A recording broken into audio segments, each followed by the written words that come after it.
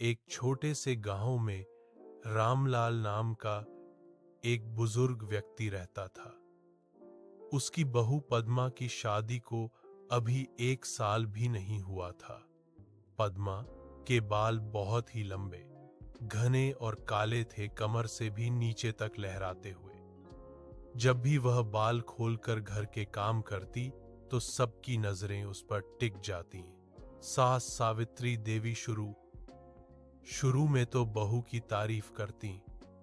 अरे वाह, तेरे बाल तो सावन की घटा जैसे हैं, अगर खोल दे तो दिन में रात हो जाएगी। लेकिन धीरे धीरे बात कुछ और हो गई। पद्मा सुबह जल्दी उठकर रसोई में जाती, बाल खोलकर काम करती। बाल इतने लंबे थे कि बार बार चूल्हे में, आटे में, बर्तनों में फंस जाते।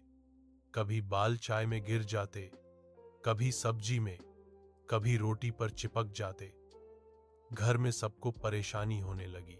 सास ने एक दिन गुस्से में कहा, अरे बहू, ये लंबे बाल तो रसोई का दुश्मन बन गए हैं।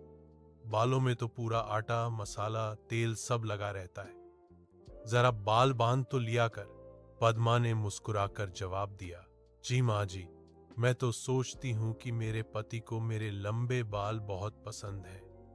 वो कहते हैं कि मेरे बाल खोलकर देखें तो उनका दिल शांत हो जाता है।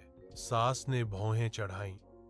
अच्छा, तो अब रसोई में खाना पकाने से ज्यादा बाल दिखाना जरूरी हो गया। कल से बाल बांधकर ही काम करना, नहीं तो मैं खुद कैंची लेकर आ जाऊंगी। अगले दिन पद्मा ने बाल बहुत अच्छे से जूड़ा बनाकर बांध लिया। लेकिन अब समस्या कुछ और थी। बाल इतने घने थे कि जूड़ा बहुत भारी हो गया। काम करते करते गर्दन दुखने लगी, सिर दर्द होने लगा। एक दिन शाम को सास ने देखा कि पद्मा बार बार सिर पकड़ रही है।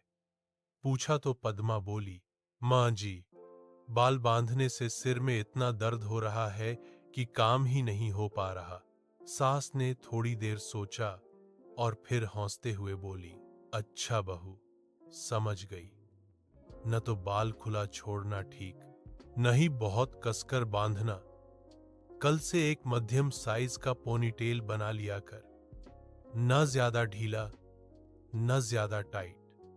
और हाँ, रसोई में काम करते वक्त स्कार्फ या कपड़े से बाल ढक लिया कर, ताकि बाल खाने में न जाए। पद्मा ने वैसा ही किया।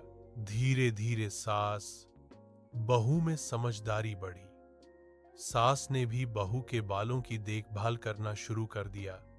कभी तेल लगाने में मदद, कभी अच्छी चोटी बनाने में। और पद्मा ने भी सास की हर बात मानकर घर को साफ सुथरा और खुशहाल रखा।